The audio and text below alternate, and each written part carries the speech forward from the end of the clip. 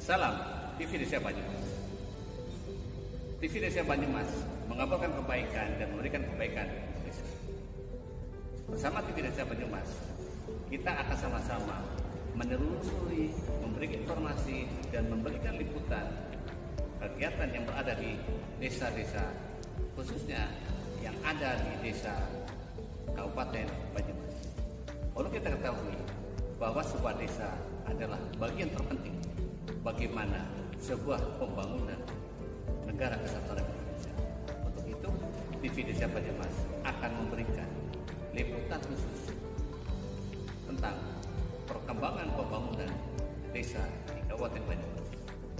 Bersama Imanuddin.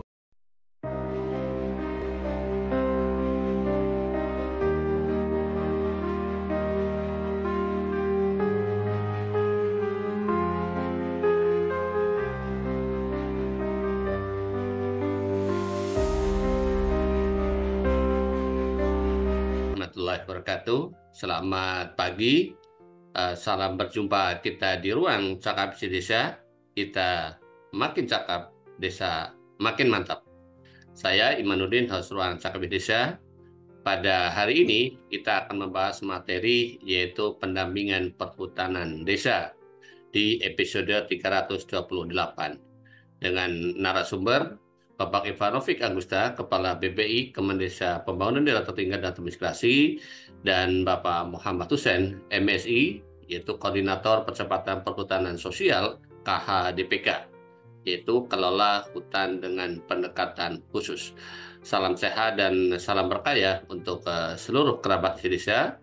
Kami mengucapkan terima kasih kepada para kerabat isi desa yang hadir di pagi hari ini, baik di Zoom atau di YouTube pada channel BPI Kemendesa dan Desa Institute.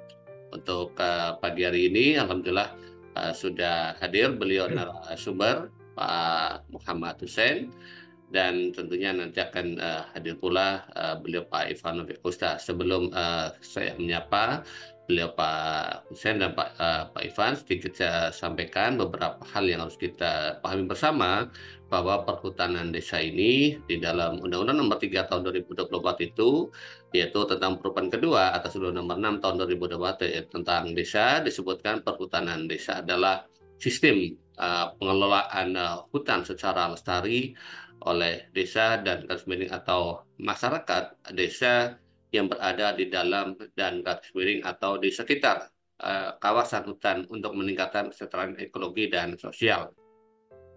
Dan tentunya ini sesuai dengan apa yang digariskan oleh beliau Gus Menteri di dalam capaian SDGs desa, yaitu SDGs desa yang ke-15, yaitu desa peduli lingkungan darat. Dan untuk itu sebelum sampai ke beliau Pak Ivan, kita tunggu. Dan alhamdulillah tadi saya sampaikan sudah hadir beliau Pak Hussein. Saya sapa dulu. Assalamualaikum warahmatullahi wabarakatuh Pak Hussein.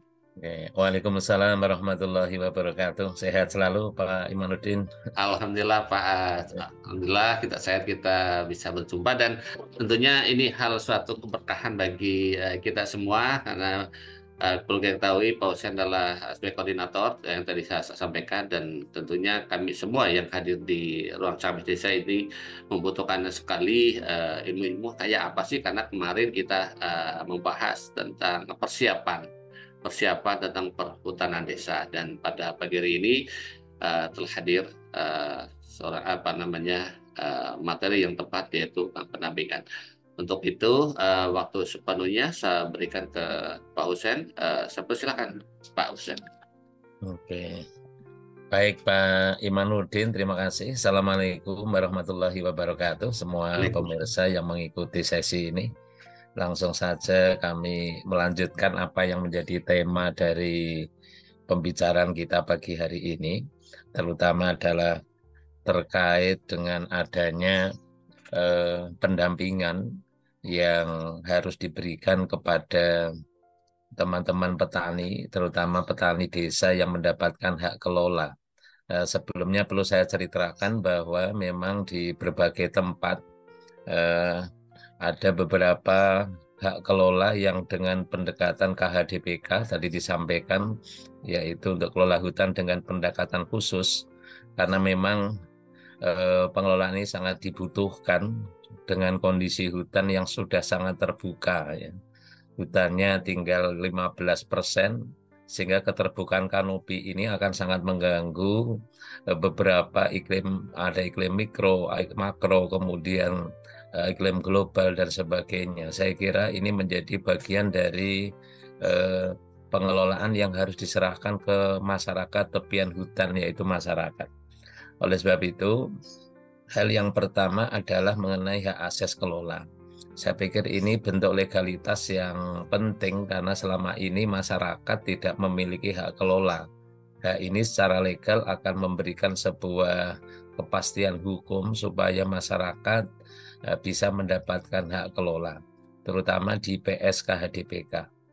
Perlu saya sampaikan bahwa misalnya di Banyumas itu ada sekitar 7.600 lebih hektar ya yang harus dikelolakan dengan PSK HDPK. Dan sampai saat ini yang sudah muncul atau keluar SK PSK HDPK sebanyak 10 wilayah atau KTH.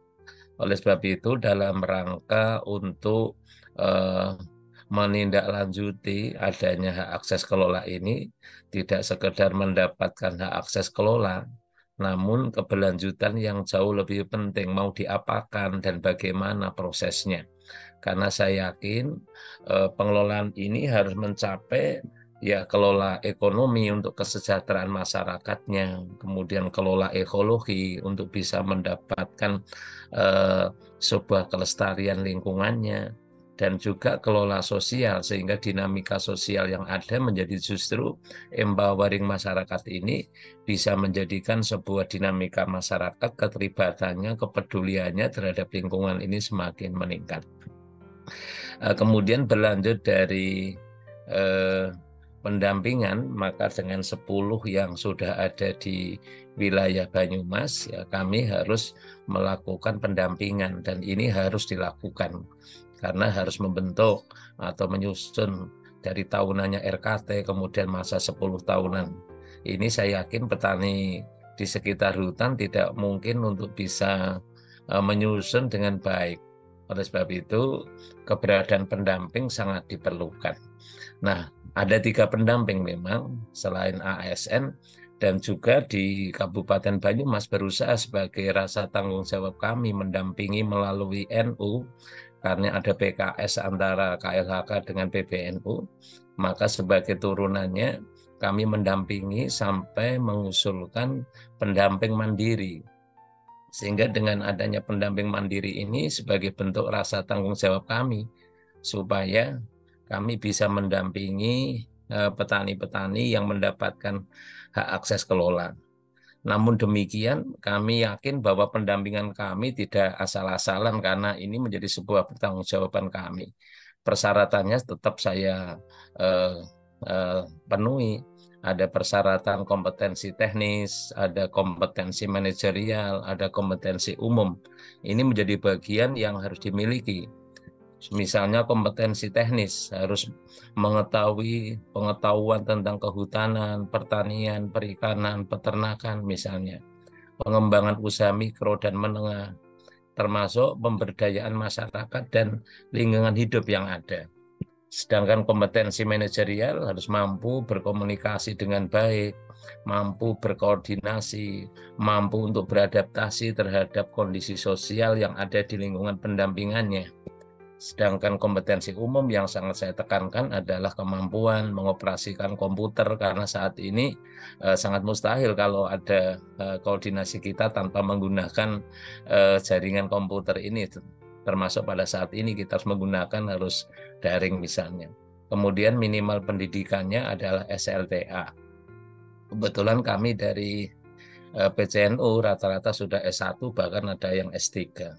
Oleh sebab itu, ini menjadi kompetensi-kompetensi yang harus terpenuhi. Selain ada standar minimal yang harus dipenuhi, harus dari WNI, tidak boleh ini tidak WNI mengolah hutan ini. Kondisinya sehat, bebas narkoba, dan tentunya bersedia ditempatkan sesuai dengan SK yang nanti didampingi itu. Karena di dalam pendampingan ini dari pendamping ini mendapatkan peningkatan kapasitas dari KLHK. Tentunya diberikan tambahan kompetensi, ada kursus, ada diklatnya. Oleh sebab itu, ini perlu SDM yang bisa kita persiapkan. Kemudian juga berkewajiban pendamping ini mendampingi dalam 3 tata kelola. Ya, kelola kelembagaan ini penting karena harus segera, tidak mungkin mengelola ini tanpa mendirikan lembaga. Mungkin KUPS-nya didirikan dengan baik. Kemudian kelola kawasan, bisa kita bayangkan patok-patok yang ada di wilayah masing-masing hak kelola ini masih sangat terbuka, sehingga juga membutuhkan pendampingan dalam batas-batas pengelolaan.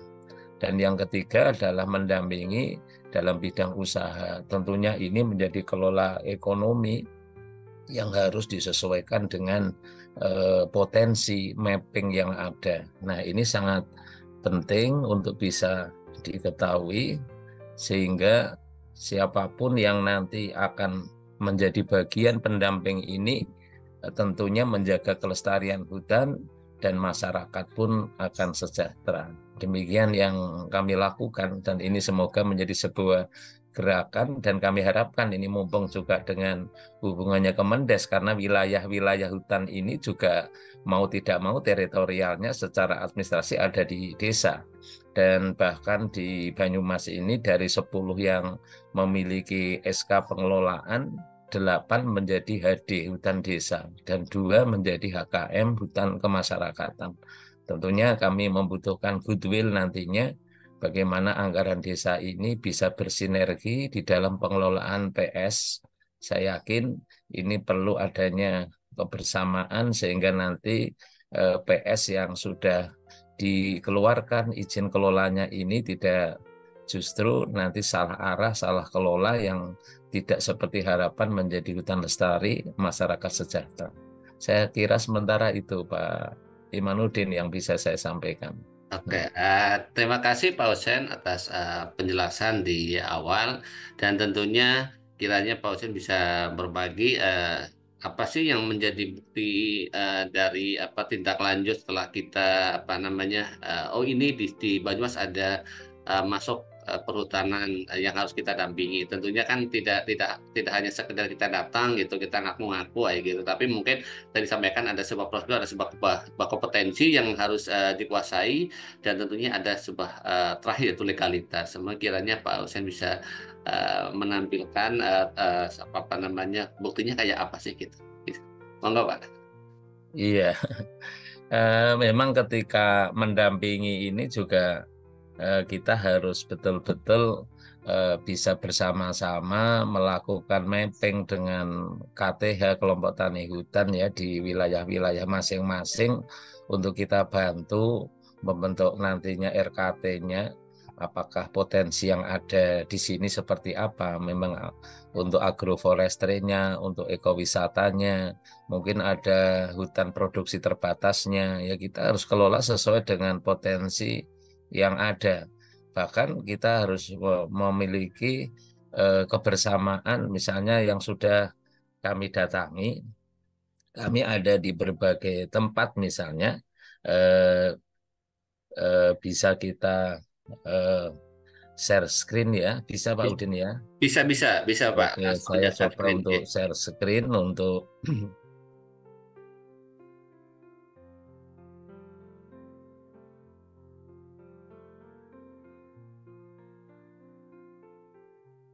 oke, Oke, silakan Pak. oke ya.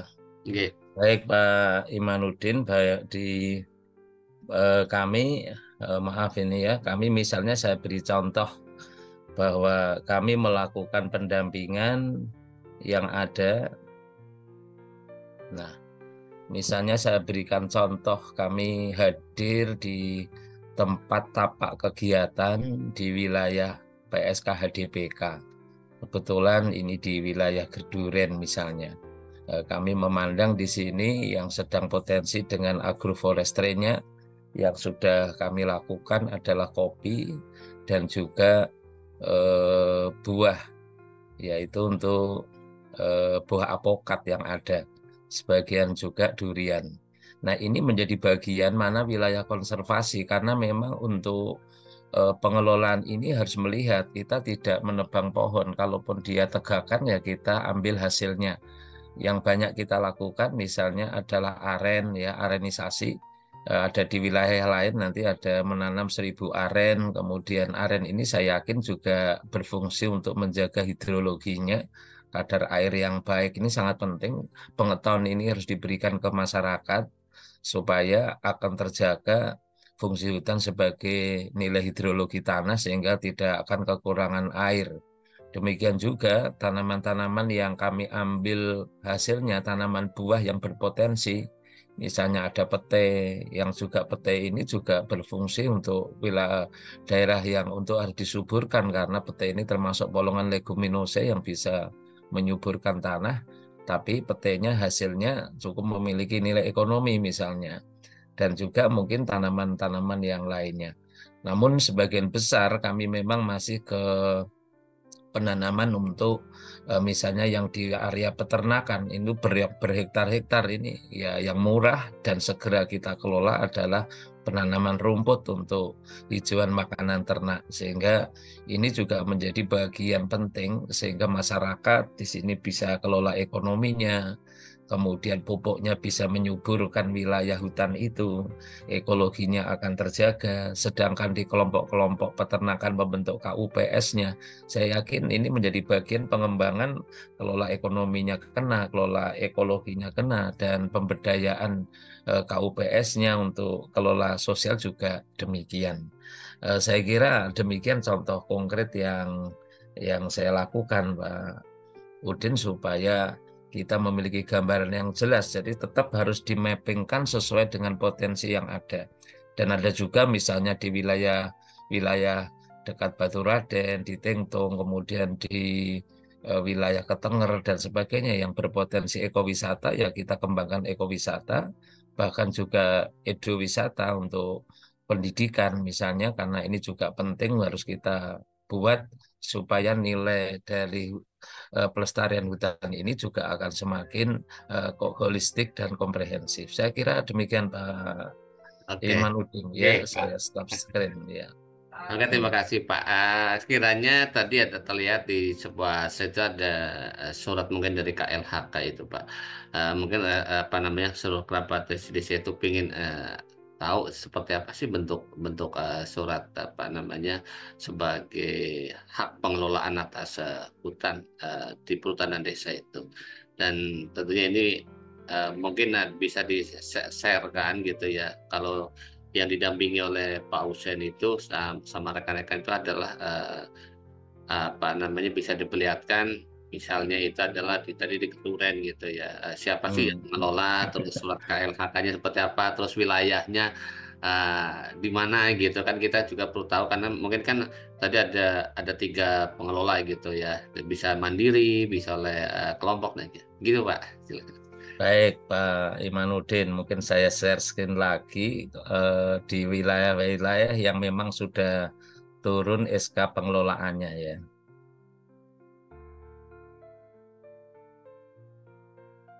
Baik, ya ini kami beri contoh misalnya kami ada di wilayah pertama ada 10 SK yang kami terima. Misalnya yang pertama ini adalah di bagian hutan kemasyarakatan, ini HKM yang ada di wilayah kami ya. Jadi ini juga penting.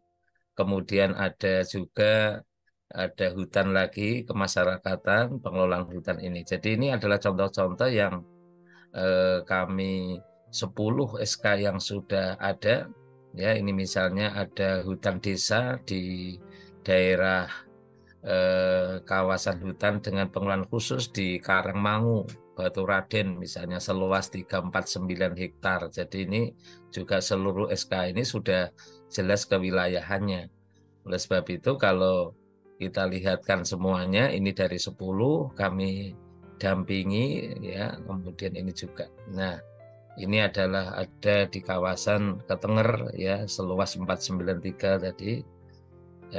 Ini adalah 10 10 SK yang kami terima dan segera kami siapkan pendamping mandirinya Pak Imanuddin, sehingga dengan SK-SK yang sudah muncul ini saya kira memang menjadi penting ya untuk mendapatkan bagian dari ini. Saya kira ini contoh-contohnya Pak Imanuddin, sehingga ini misalnya yang kami contohkan, ini wilayahnya KTH Sukamaju, ini sudah ada wilayahnya Cirahapnya. Ya, jadi ini sudah SK-nya. Jadi ini menjadi bagian yang ada 10 yang kami kelola, dan ini adalah bagian-bagian kami sudah siap menyediakan pendamping di wilayah-wilayah ini. Tentunya wilayah ini punya potensi masing-masing sesuai dengan mapping yang dilakukan. Bahkan kami sudah menyiapkan sekolah lapang menjadi turunan dari ini. Memang harus ada sekolah lapang bagi petani hutan untuk bisa lebih terampil kompetensinya, kemudian lebih tepat dalam memberikan potensi apa yang ada. Nah, ini adalah menjadi bagian-bagian wilayah yang ada di wilayah Banyumas. Tentunya di wilayah lain juga harus demikian, karena betul-betul hak kelola ini harus didampingi secara profesional. Maka ada TPP ya, ada pendamping profesional ini supaya hutan tetap lestari, bisa meningkatkan ekonomi. Saya kira ini menjadi bagian dua kutub yang harus diimbangkan. Saya kira ini menjadi contoh ya, 10 wilayah di Banyumas yang sudah keluar SK kelolanya. Nah, ini terakhir di Gua Damar, Desa Dharma Keratenan. Demikian saya kira yang menjadi contoh dari kami, Pak ya. Oke, terima kasih Pak Hussein atas paparan tadi. Ini ada beberapa yang disampaikan di chatroom. Untuk itu saya persilakan Cak Itong bisa menanyakan langsung saja ke beliau Pak Hussein, karena ini menjadi pertanyaan yang pertama itu tentang apakah LPHD itu. Silakan Cak Itong, langsung saja. Kalau tidak, Oke, oke, mangga. terima kasih Kang Iman. Assalamualaikum warahmatullahi wabarakatuh. Ya, Selamat waalaikumsalam pagi warahmatullahi wabarakatuh. Pak Muhammad Hussein. Mohon maaf ini mau bertanya berkaitan dengan LPHD itu lembaga seperti apa? Apakah kemudian sama juga dengan kelompok tani hutan? Pertanyaan kedua adalah bagaimana Pak ini mengkorelasikan antara KTH, LPHD dengan pemerintah desa. Sementara itu saja. Terima kasih, Pak. Baik, terima kasih Bapak penanya. Yang pertama kaitannya dengan tadi di SK kan LPHD ya. Memang untuk ini hutan desa Pak, pengolah hutan desa. Sehingga kelompoknya kalau dulu eh, kita bertransformasi istilahnya KTH, kelompok tani hutan ya. Jadi ini kalau tadi saya sampaikan di Banyumas ini yang LPHD ada 8, sedangkan yang HKM hutan kemasyarakatan 2. Kalau LPHD ini memang hak kelolanya desa, sehingga untuk pembentukan ini pun harus ada rapat BPD Pak. Jadi ketika kami melakukan diverifikasi dari Balai Besar, karena kalau HKM itu kan hak kelolanya 1 orang, karena ini personal maksimal 2 hektar. Ketika di wilayah itu, wilayah jauh lebih luas dari jumlah petani, tidak mungkin semua tanah tergarap, sehingga harus diserahkan ke desa. Kalau desa, ya ini istilahnya bronkos keong yang mengelola desa, sehingga harus ditetapkan melalui rapat BPD. Oleh sebab itu, ketika nanti mungkin di wilayah lain ada yang harus ditetapkan sebagai LPHD, ya harus ada rapat BPD untuk menetapkan itu, sehingga nanti akan ada hubungannya dengan anggaran desa, Pak. Karena bagaimanapun nanti dengan anggaran desa, karena ini sudah menjadi tanggung jawabnya desa, ada penerima penerima eh, langsung bantuan ini kenikmatan langsung, ada yang tidak langsung, misalnya akses jalan, kemudian mungkin aset-aset yang lain yang harus dibuat dari dana desa. Bahkan untuk keterkaitan ini tadi disampaikan oleh moderator Pak Imanuddin, ini ya ramah lingkungan darat ini sangat berkaitan Pak. Karena ini berkaitan ramah lingkungan darat ini, wilayah-wilayah hutan yang menjadi LPHD ini menjadi bagian yang tak terpisahkan. Oleh sebab itu anggaran desa harus disesuaikan, misalnya untuk ketahanan pangan, ya ini penting. Mungkin agroforestry-nya, peternakannya, saya kira ini membutuhkan campur tangan desa melalui anggaran desa yang disepakati sesuai potensi masing-masing, tentunya tidak menyalahi penggunaan anggaran desa. Tapi harus bersinergi Pak, karena ini menjadi tanggung jawab desa. Demikian Pak yang saya bisa sampaikan sementara. Iya. Oke, terima kasih Pak Hussein. Untuk berikutnya mohon maaf Cak Itom, udah jelas ya Cak? Oke. Ya, sudah jelas. Terima kasih. Oke. Terima kasih. Gimana tuh Cak Itom? Berikutnya Pak Panuji. Monggo Pak Panuji. Oke, terima kasih Mas Imanuddin. Assalamualaikum warahmatullahi wabarakatuh. Waalaikumsalam warahmatullahi wabarakatuh. Sugeng Enjang Pak Muhammad Hussein. Sugeng Enjang Pak Panudi. Ya, ini apresiasi ini karena tokoh masyarakat, apalagi ini juga dari salah satu ormas terbesar Indonesia yang respect dan respon kaitannya dengan pemberdayaan. Mungkin pertanyaan yang paling mendasar ini, karena tadi kan ada prosesnya yang cukup panjang. Iya. Saya pengen juga, karena kalau kaitannya dengan perhutanan atau kehutanan atau apapun itu biasanya ada kendala-kendala yang harus dilalui. Minimal katakanlah kemarin kami juga memfasilitasi di desa, salah satu desa itu, wah itu ini lah. Saya pengen nanti ceritanya mungkin ada hambatan dan kendala, walaupun kami tidak kok pesimis, enggak, ini sharingan. Itu yang pertama, itu kaitan kendala-kendala untuk sampai proses itu saya yakin luar biasa. Itu kalau kemudian yang tadi kami juga sepakat Pak, kaitannya dengan harus didampingi secara profesional, itu betul. Gitu.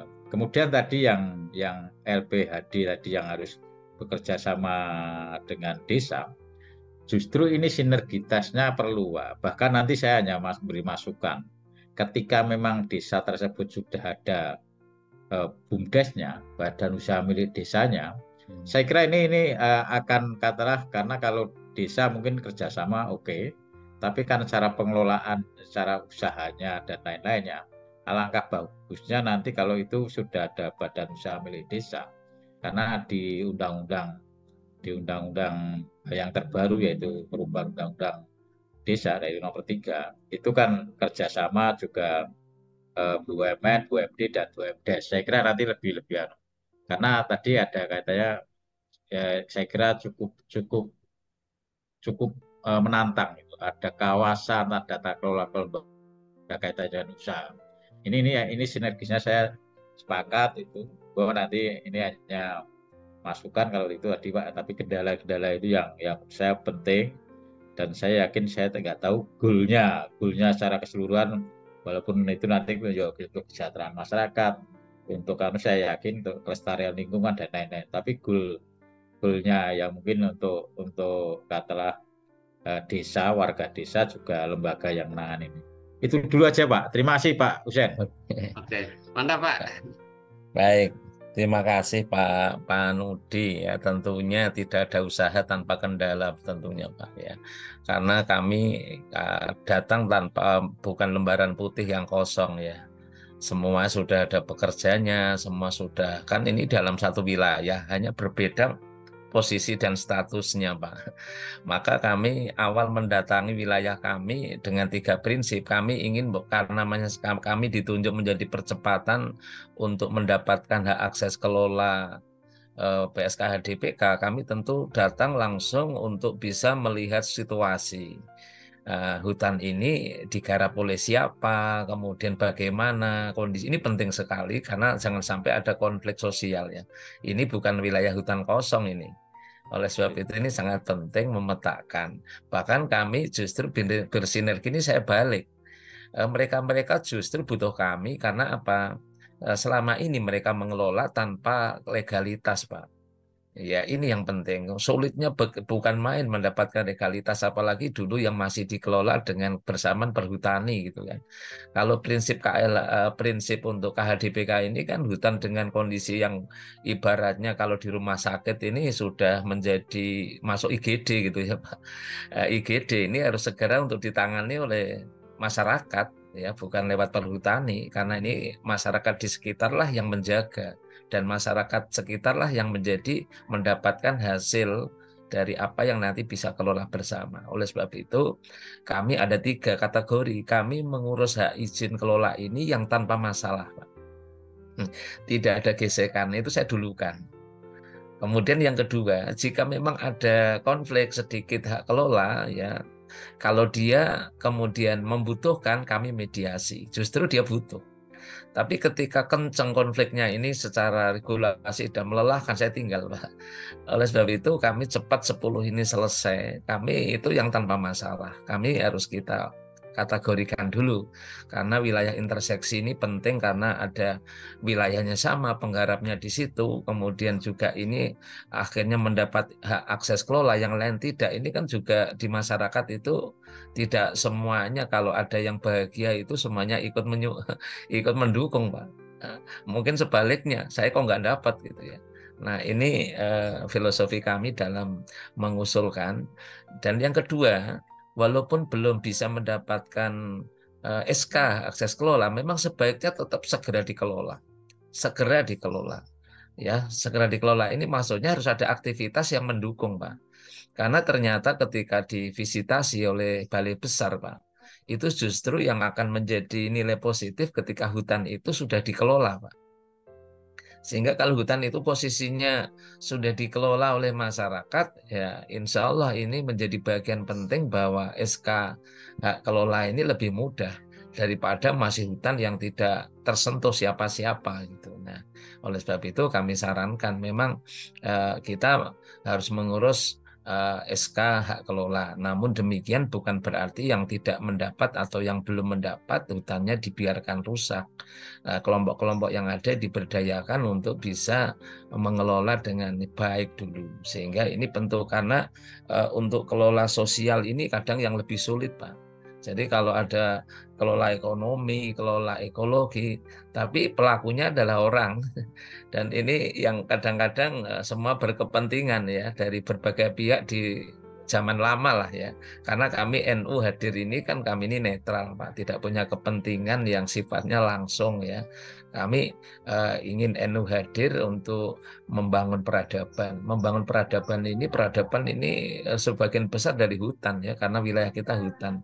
Peradaban ketika kita membangun peradaban ini akan membuat masyarakat umat bisa sejahtera karena ini adalah kemaslahatan umat bagi kami. Saya kira demikian Pak Panudi yang saya lakukan. Silakan Pak Panudi, mungkin ada Ya, responsifnya kembali. ya, Silakan. ya, oke, ya Pak Muhammad Hussein itu tadi memang justru memberikan masukan pada saya. Hanya tadi yang kaitannya dengan tadi kan kerjasama dengan pemerintah desa. Kami juga memberikan masukan ketika nanti sudah ada BUMDesnya di desa setempat, biar nanti juga khusus yang kaitannya usahanya itu harapan kami juga dari lembaga BUMDes Badan Usaha Milik Desa itu juga dilibatkan. Apalagi nanti ke depan itu Pak Muhammad Hussein, kalau kebutuhan makan bergizi gratis, justru harapan kami ya ini ya harapan ini dari yang sudah kelompok-kelompok yang sudah diorganisir Pak Muhammad Hussein ini nanti yang menyuplai bahan-bahan pangannya itu yang dari desa setempat itu ini ya harapan kami itu Pak, sehingga rekan-rekan juga dari segi katalah outcome-nya juga kaitannya keberlanjutannya itu sinergis itu Pak. Harapan kami seperti itu. Ketika itu nanti menjadi badan usaha milik desa, kerjasamanya saya kira itu akan lebih sinergis itu. Itu Pak Muhammad Hussein. Ya, terima kasih Pak masukannya. Ini hal yang Nah, penting memang kelola lembaga ini termasuk usaha adanya BUMDes ini menjadi bagian yang tak terpisah nanti kelola usahanya Pak. Ya, terima kasih Pak. ya. Oke, terima kasih Pak Husen dan Pak Panji. Selanjutnya ke Mas Tatang Nurdian dari Kabupaten Sambas. Silakan. Halo, Pak Tatang, monitor. Assalamualaikum. Oke. Halo, Ya, suaranya silakan. jelas nggak, Bang? Jelas, silakan. Tang. Baik. Assalamualaikum warahmatullahi wabarakatuh. Waalaikumsalam warahmatullahi wabarakatuh. Selamat pagi, Pak. Mohon maaf nggak bisa on cam. Oke. Saya berasal dari Kabupaten Sanggau, Provinsi Kalimantan Barat. Kebetulan saya pendamping desa juga. Yang ingin saya tanyakan, di wilayah kami ini kan khususnya Kabupaten Sanggau itu kan banyak hutan adat, Pak. Nah, apakah hutan adat ini yang berada di kawasan desa di wilayah Kabupaten Sanggau ini bisa juga nanti diurus menjadi LPHD ya? Nah, karena hutan adat tersebut di sini juga masyarakatnya itu kan MHA, masyarakat hukum adat, kan? Nah, yang jadi pertanyaan pentingnya adalah apakah bisa hutan adat yang ada di daerah kami ini menjadi diurus diurus seperti tadi LPHD ya. Ya. Nah, itu saja Pak, karena selama ini kan hutan-hutan adat yang berada di wilayah kami belum ada pemanfaatannya gitu. Hanya selama ini kan hanya menjaga hutannya aja supaya kayunya tidak ditebang. Itu saja Pak. Dan pemberdayaannya nanti apakah bisa oleh desa, tapi yang terpentingnya apakah bisa gitu kan di SK-kan juga seperti yang di Banyumas tadi Pak. Nah itu Pak poin pertanyaannya. Terima kasih Pak. Oke, silakan Pak Husen. Baik Pak Tatang ya, walaupun ini sebetulnya bukan area kami ya, bukan, tapi menganalogikan saya pikir karena hutan kan termasuk ada hutan adat, ada hutan produksi, hutan tanaman rakyat, ada hutan lindung ya. Ini memiliki spesifikasi yang berbeda-beda.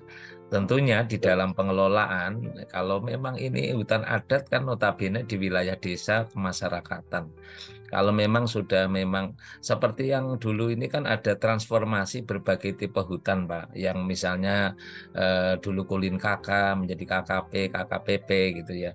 Cuman ini ada prosedurnya di KLHK, Pak. Kemungkinan ini juga kalau ini menjadi sebuah masukan dari bawah, kemudian dilakukan verifikasi ketika memang itu supaya hutan lestari ya secara rohnya ya mungkin bisa untuk menjadi LPHD, tapi untuk hutan adat ini kan memang khas ya, sebetulnya hutan adat ini kewilayahannya kearifan lokalnya tentunya justru mungkin lebih arif, lebih bisa menjaga konservasi. Dengan hutan adat ini diserahkan oleh adat yang ada ini kan termasuk wilayah masyarakat desa Pak. Saya pikir ini menjadi Iya, bagian betul, yang Pak. bisa ya. Saya kira demikian, Pak. Ya. Oke, terima kasih Baik. Om Tatang. Ada mau dilanjut? Sudah cukup. Sudah Oke, cukup kan? terima Terima kasih kasih ya. tentang Uh, ya penanganan hutan adat nanti ya. Berikutnya dari Pak Nur Cahyo, dipersilakan untuk langsung aja disampaikan. Silakan, Mas Nur. Monitor, Mas Nur Cahyo. Oke, silakan. Pak Nur, silakan. Oke. Ya, terima kasih. Baru unmute ini. Oh iya, silakan, Mangga. Eh, Assalamualaikum warahmatullahi wabarakatuh. Waalaikumsalam warahmatullahi Tanya Pak Husen, Ya, Pak Nur. karakteristik untuk pengelolaan hutan kemasyarakatan, hutan tanaman rakyat, dan hutan desa itu sebenarnya bagaimana untuk memfasilitasinya? Ini cocoknya hutan kemasyarakatan, ini cocoknya hutan tanaman rakyat, dan ini cocoknya hutan desa gitu. Itu bagaimana sih memfasilitasi karakteristiknya? Dan di Kabupaten Banyumas itu rata-rata hutan desa atau masuk hutan kemasyarakatan atau hutan tanaman rakyat. Mungkin itu Pak Imanuddin pertanyaan wabarakatuh. terakhir. Oke, Wih, Matur Siap. nuwun. Silakan Pak. Iya, terima kasih Pak Nur. Jadi ketika verifikasi Pak, ketika kita mengajukan, itu kan nanti dari Balai Besar PSKL akan turun. Kemudian di situ sudah termapping hutannya, jenis hutannya, hutan lindungnya mana, hutan yang tanaman produksi terbatas di mana, mungkin ada HTR hutan tanaman rakyatnya di mana. Maka contoh SK yang tadi saya sampaikan, Pak, misalnya ada 300 hektar itu yang lindung, misalnya 100 hektar, yang 30 misalnya dengan produksi terbatas. Kemudian ada hutan hutan yang apa namanya jenis lain. Jadi di SK itu sudah muncul untuk peruntukannya, Pak. Oleh sebab itu kita di dalam membuat RKT rencana kerja tahunan kita harus mappingnya sesuai dengan hutan, nggak boleh kita langsung babar semua menjadi hutan produksi ya. Misalnya di sini ada wilayah-wilayah di SK itu sudah ditentukan, Pak, jumlahnya, kemudian bagian masing-masing tipenya hutan apa. Lalu kita akan mengelola seperti tipe hutannya itu ya dengan tentunya butuh adanya tadi kalau ada sekolah lapang mapping apa yang cocok, mungkin agroforestry-nya, mungkin ada perikanannya, mungkin ada peternakannya, mungkin ada ekowisatanya gitu ya. Saya pikir ini jangan sampai pengelolaan hutan ini tidak disesuaikan dengan nanti fungsi hutan karena tidak boleh kita beraktivitas mengubah fungsi hutan. Saya pikir semua memiliki ekologi yang saling memiliki peran ya di dalam masing-masing keseimbangan ini. Bahkan misalnya contoh di KHDPK yang produksi yang kita melakukan tanaman ini kan ada presentase misalnya untuk kita menanam 50, 30, 20 Pak. 50 ya kita memang tetap harus melestarikan pohon-pohon yang ada. 30 kita menanam tanaman-tanaman pohon tapi mengambil hasilnya. Sedangkan 20% kita mengambil mungkin palawijanya. Sehingga keseimbangan inilah yang akan membuat fungsi hutan tetap terjaga, tidak dijadikan monokultur ya. Ini bukan hal monokultur, tapi memang hutan kita ini hutan nitrogen ini tentu ada komposisi-komposisi yang disesuaikan dengan jenis hutannya. Kecuali SK-nya hutan memang hutan produksi, memang ini sudah beralih fungsi jadi hutan produksi. Jadi enggak itu. Kalau di Banyumas Pak tadi saya sampaikan kami di 10 SK ini untuk yang HD8, untuk yang HKM 2, yang HD8 rata-rata itu ada hutan lindungnya, ada hutan produksi terbatasnya, sehingga kami memanfaatkan tanaman bawah, misalnya agroforestry-nya yang maksimal, kemudian ekowisata dan ekoedowisatanya kita kembangkan. Mungkin carbon trade-nya juga menjadi potensi, Pak. Di hutan lindung ini kita nggak usah nebang pohonnya, tapi justru hutan ini menjadi penjaga dunia ya kita ambil carbon trade-nya kerjasama dengan CSR yang memang berkewajiban untuk membeli karbon ini. Kemudian yang HKM karena ini hak kelola masyarakat per orang ya rata-rata produksi ya bisa ditanami. Namun ini juga tetap harus membutuhkan pendampingan, jangan sampai dia ada di wilayah lereng misalnya ditanami tanaman-tanaman yang berpotensi membuat tanahnya jadi longsor atau erosi. Ini kan juga butuh pendampingan yang baik walaupun ini tanaman produksi. Saya kira demikian, Pak. Oke, terima kasih Pak Nur, Pak Husen. Ini ada yang menarik ini Pak. Bapak tadi nyampaikan adanya pendampingan ini. Ini ini gimana sih Pak? Kita kita kan juga pingin gitu menjadi pendamping terhadap perhutanan desa yang kita bahas di pagi hari ini. Tentunya ada sebuah pendaftaran atau kemana gitu. Ini penting ini Pak, karena ini sudah ada gandeng pertanyaan dari Mbak Anin Sapta itu. Dia tuh pengen tahu gitu sebetulnya di daerahnya itu hutannya itu apa sih, terus perbedaannya apa. Siapa tahu Mbak Anin itu akan berminat ke arah sana gitu. Dan juga dari Pak Irfan Bangkawi, apakah setiap pengelolaan hutan desa harus melalui LPHD? Begitu Pak, silakan Pak. Iya. Oke, baik Pak Imanuddin. Memang ini hal yang urgen ya, dimanapun ada wilayah, dimanapun ada aktivitas, tentunya membutuhkan pendampingan profesional, dalam tanda petik ini pendampingan profesional ya. Karena memang dalam aturan untuk PS ini kan memang ada tipe 3 pendampingan ya, termasuk dari ASN, biasanya dari ASN kehutanan ya, dari via perhutani, kemudian yang NGO termasuk masyarakat, termasuk kami dari NU, ini kan pendampingan personal mandiri ya. Namun kalau personal mandiri tadi sudah saya share screen ya, siapa saja yang bisa mendaftar, tadi ada syaratnya, dan nanti setelah kita mengajukan pun kita mendapatkan semacam pembekalan, ada diklatnya, kompetensi 3 ini harus diberikan oleh kepentingan KLHK, ini urusan sana ya. Sehingga nanti setelah mereka diberikan peningkatan kompetensi ini, tentunya baru diberikan SK pendampingan. Karena memang yang mendapatkan SK pendampingan ini selain hak dan kewajiban, memang tadi di dalam hak tadi adalah dia punya hak pendampingan ke kawasan, pendampingan tata kelola, pendampingan usaha. Ini jelas membutuhkan kompetensi yang harus didiklatkan ya, yang sampai di tingkat lapangan betul-betul bisa berfungsi. Kalau tadi ada BUMDes, ada unit usaha KUPS, ini unit-unit usaha ini juga bagian penting. Jangan sampai orang nanam di pohon di hutan, nanam hanya berbuah nggak bisa ditangkap, malah justru dibalik. Nah, kalau sido muncul itu membutuhkan jahe, ya kami agroforestry jahe yang kerjasama, kami jamin standarisasinya, tidak pestisida dan sebagainya apa yang diminta ya. Ini menjadi tugasnya pendamping ya, sehingga bisa memberikan sebuah upaya memaksimalkan usaha ini bisa menjadi ya kelola ekonomi yang baik. Saya kira jangan sampai lah nanam sudah panen tebang semua, nanti seperti dulu yang cengkeh harga anjlok misalnya ya. Nah, ini penting. Jadi analisis ini penting. Buah juga begitu. Memang harus heterogen yang baik Pak. Jangan monokultur.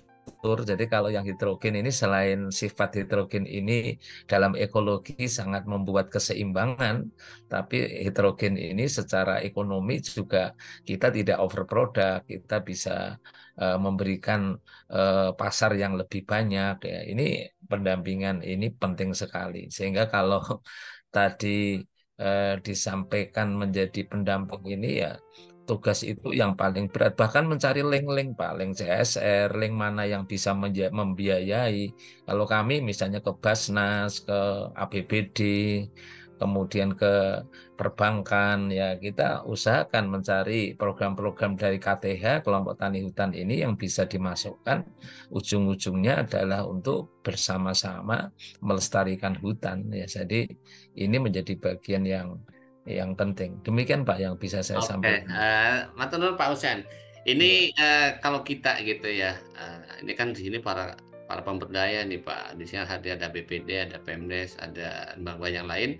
Sebelum sampai berakhir, satu Pak yang mohon untuk jelaskan, kita kalau ingin menjadi pendamping itu, apakah kita harus menjadi bagian di dalam LPHD atau memang kita ada pendaftaran khusus gitu, dan kemana gitu? Apakah itu kan tidak ada pelatihan, ada diklatnya gitu? Apakah itu nanti mandiri atau memang kita ada seleksi dulu baru kita yang lainnya gitu? Silahkan Pak. Iya, baik Pak. Jadi memang kalau kepala desa tidak boleh Pak menjadi bagian dari LPHD. Jadi kepala desa tidak boleh. Kemudian cara pengusulannya ya ini kemarin kementerian di apa ini lingkungan darat Pak ya. Jadi kementerian ini hubungannya Kemendes juga Pak. Jadi kan memang ini harus bersinergi antara di desa Kemendes dengan KLHK. Jadi ini pendaftaran Pak, kita mengajukan, kemudian seluruh persyaratan kita berikan, mungkin nanti dari pihak sana akan menindaklanjuti, memberikan penguatan kompetensi, baru nanti SK-nya diberikan. Saya rasa tetap karena mandiri sifatnya, ini mengusulkan Pak. Karena kami dari NU ya, kami ada kerangka besar PKS-nya dari PBNU KLHK gitu kan. Kemudian dari wilayah dan sampai cabang kami menggunakan rute percepatan. Jadi seperti itu. Oke, terima kasih Pak. Berarti ini rekan-rekan gitu ya, dan saya mohon maaf gitu. Mungkin sekiranya nanti hasil dari pagi hari ini Kemendes akan menindaklanjuti bagi rekan-rekan yang akan berminat ataupun akan terfilter menjadi pendamping di desa-desa yang memiliki perhutanan desa ini. Ini yang pertama. Yang kedua adalah saya juga mengucapkan banyak terima kasih Pak Husein atas materi di pagi hari ini. Sebelum sampai ke sana, sedikit dapat saya simpulkan beberapa hal penting. Yang pertama adalah kaitannya dengan capaian isi desa gitu ya. Bahwa perhutanan desa ini masuk sebagai capaian tujuan isi desa yang ke-15, yaitu Desa Peduli Lingkungan Darat, di mana di dalam perhutanan desa ini adalah melindungi, merehabilitasi, dan mempromosikan penggunaan berkelanjutan ekosistem darat, mengelola hutan secara berkelanjutan, memerangi desertifikasi, menghentikan dan mencegah degradasi lahan, serta menghentikan hilangnya keanekaragaman hayati. Dan yang kedua adalah tentang peran Pemdes ini ya, tentang peran pemerintah desa. Pemerintah desa memiliki peran yang penting dalam pendampingan perhutanan desa, yaitu adalah membentuk lembaga desa yang mengelola hutan desa, yaitu LPHD gitu ya. Yang kedua adalah menyusun rencana pengelolaan hutan desa. Yang ketiga, melaksanakan kegiatan pengelolaan hutan desa. Yang keempat adalah memantau dan mengevaluasi pelaksanaan hutan desa. Dan terakhir adalah membangun kerjasama dengan pihak lain dalam pengelolaan hutan desa. Dan disinilah peran kita sebagai tenaga pendamping profesional dari Kementerian Desa untuk menangkap sebuah jejaring bagaimana kita menchannelkan lokus-lokus kita adalah lokusnya desa, maka apa yang ada denyutnya di desa tentunya ini adalah bagian terpenting bagi kita dalam hal menchannelkan jejaring tersebut. Untuk itu mungkin ada hal yang terpenting akan disampaikan oleh Pak Husein sebelum acara kita ini berakhir. Silakan Pak Husein. Ya, terima kasih sebagai mungkin closing kami ya. Memang mari bersama diawali antara lestari dan sejahtera ekonomi. Ini kedua kutub yang dalam pengelolaan hutan sangat penting, harus konservasi. Di sisi lain adalah tetap memiliki nilai kelola ekonomi yang baik. Jadi saya mohon teman-teman yang nanti mengelola di perhutanan sosial ini, dua kutub ini harus dijaga keseimbangannya, tidak hanya sekedar kita bertumpu pada profit ya, tapi ekologinya kita tinggalkan. Kalau saya karena orang lingkungan, mohon maaf ya, kami lebih cenderung dengan lingkungan yang lestari, kita akan hidup di bumi ini akan berkelanjutan.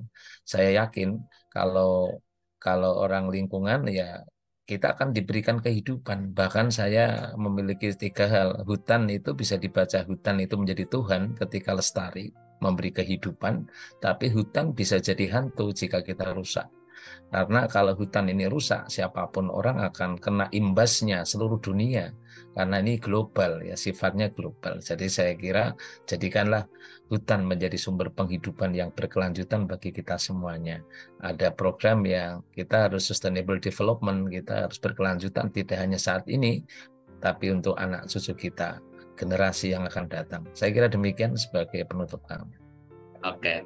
Terima kasih Pak Husein atas closing statement-nya di pagi hari ini, dan saya juga ucapkan terima kasih kepada Pak Itong, Pak Panuji, Pak Nur Sahyo, Pak Tatang, dan yang lainnya yang hadir di pagi hari ini. Tentunya sekali lagi saya ucapkan terima kasih atas penjelasan materi di pagi hari ini, dan mohon maaf beliau Pak Ivan sampai Lali tidak bisa bergabung karena ada satu hal gitu ya. Dan saya ucapkan seluruhnya mengucapkan terima kasih pada narasumber dan seluruh kerabat SD Desa yang hadir di pagi hari di Zoom dan di YouTube. Selamat berjumpa kembali di ruang cakap di desa. Kita makin cakap desa makin mantap. Salam SD Desa. Wassalamualaikum warahmatullahi wabarakatuh.